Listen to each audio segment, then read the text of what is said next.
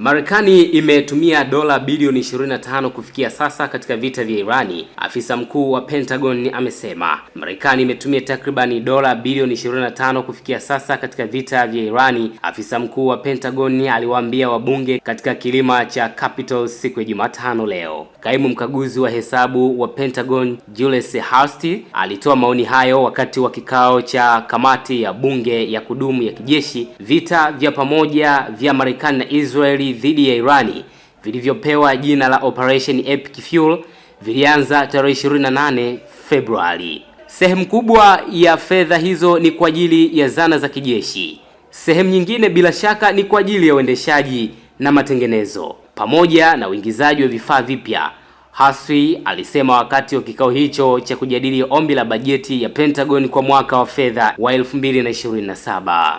Mwenyekiti wa wakuu wa vikosi vya ulinzi Jenerali Dan Kaine na mkuu wa Pentagon Peter Hegseth walikuwepo pia katika mkutano huo.